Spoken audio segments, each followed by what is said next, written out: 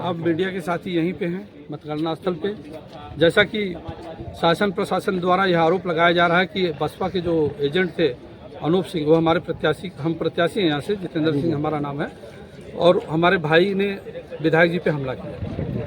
तो पहली बात तो मैं इसका खंडन करता हूँ, और शासन सत्ता में जो जिम्मेदार लोग बैठे हैं, आपके चैनल के माध्यम से बहुत विनम्रता से उनसे ये पूछना चाहता हूँ कि यहाँ पे इतने बड़े बड़े अधिकारी, इतनी बड़ी सुरक्षा व्यवस्था, ये सब होने के बावजूद अनूप सिंह की ये हैसियत हो जाती है कि विधायक पद के प्रत्याशी जो कि कई बार माननीय रह चुके हैं, उनकी माता जी सांसद रह चुकी हैं, अनूप सिंह की इतनी हैसियत हो जाती है कि उनके ऊपर हमला कर देंगे। ये पूरी तरह शासन सत्ता के सहयोग से दबंगई कर रहे हैं, गुंडाई कर रहे हैं, मतगणना को प्रभावित कर रहे हैं, अपनी हनक दिखाना चाह रहे हैं। ये इनकी बौखलाहट है कि सवर्ण समाज जितेंद्र सिंह के साथ लामबंद हो गया।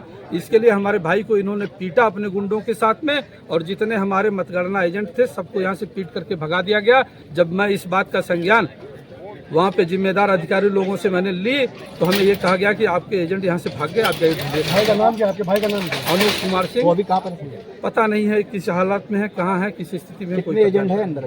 कोई एजेंट नहीं, सारे एजेंटों को भगा दिया गया। अनूप सिंह आपके भाई है? अनूप सिंह हमारे छोटे भाई। हाँ, एक्चुअली वो क्या है, दरअसल वो वर्तमान में प्रधान है, लोकप्रिय प्रधान है, और प्रधान संघ के उपाध्यक्ष हैं।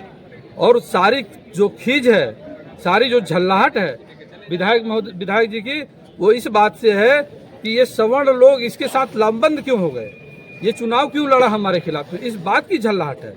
और अगर मैंने चुनाव लड़ करके ये अपराध किया है, फूलपुर के जनता के सम्मान की लड़ाई लड़ा है, फूलपुर के जनता के सम्मान की लड़ाई लड़ने का अपराध किया है, तो मैं ये अपराध बार बार करता रहूंगा, चाहे इसके लिए मुझे शहादत ही क्यों न। सरकार से क्या निवेदन करना चाहिए? सरकार से विनम्र निवेदन है कि हमारे भाई को, हमें हमारे परिवार को सुरक्षा प्रदान की जाए, और जो भी जिम्मेदार व्यक्ति है इस घटना में उसे कड़ी से कड़ी सजा। ये कहा जा रहा है कि आप लोग तरफ वोटिंग की गई, तब जाकर के कुछ बात बढ़ गई आगे।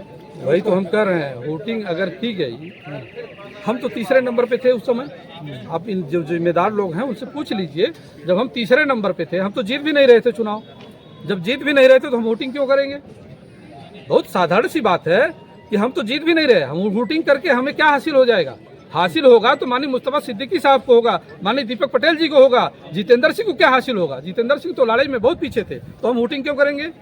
ये गुंडाई को छुपाने के लिए, माननीय विधायक जी को बचाने के लिए शासन जानबूझ करके हम पे ये आरोप लगा रहा है, हमारे भाई पे आरोप लगा रहा है। जो पीड़ित पक्ष है, आज उसका अधिकार था कि मतगणना स्थल पे उसको उपस्थित रहना चाहिए था। हमारे बहुजन समाज पार्टी के 16 मतगणना एजेंट थे, उन लोगों को मतगणना स्थल पर अंतिम समय तक, अंतिम क्षण तक, जब तक की घोषणा नहीं होती रिजल्ट की, तब तक उनके यहाँ रहने का, उनकी सुरक्षा का दायित्व शासन प्रशासन का था। तो हालत क्या है किसी का पता ही नहीं है, मारपीट के यहाँ से भगा दिया गया। प्रशासन पूरी तरह से इनको सहयोग कर रहा है, प्रशासन के दम पर ये पूरी तरह से गुंडाई कर रहे हैं। लेकिन मैं मर जाऊंगा, मिट जाऊंगा, लेकिन अपने समाज के, फूलपुर के सम्मान की लड़ाई पूरी ताकत के साथ लड़ता रहूंगा, चाहे इसके लिए मेरी हत्या ही क्यों न हो। कोई पता नहीं है, मैं बहुत परेशान हूँ, मेरी मानसिक स्थिति अच्छी नहीं है इस समय, और मेरा गला भी देख रहे हैं आप, सूख गया है पूरी तरह से। मेरी अंदर जो चिंता है, जो भय है, मुझे शासन सत्ता से भी भय है, क्योंकि जिनको संरक्षण करने का दायित्व दिया गया है वो स्वयं सुरक्षित नहीं है, तो हमें कहाँ से सुरक्षा देंगे? गेट पे बैठे शासन सत्ता के लोगों को गाली दे करके वो लोग गुंडई से अंदर आते हैं गाड़ियां लेकर के। ये नियम की कोई प्रत्याशी गाड़ी लेकर अंदर नहीं जाएगा, ये विपक्ष के लिए, भारतीय जनता पार्टी के उम्मीदवार के लिए नहीं है। क्या मांग है?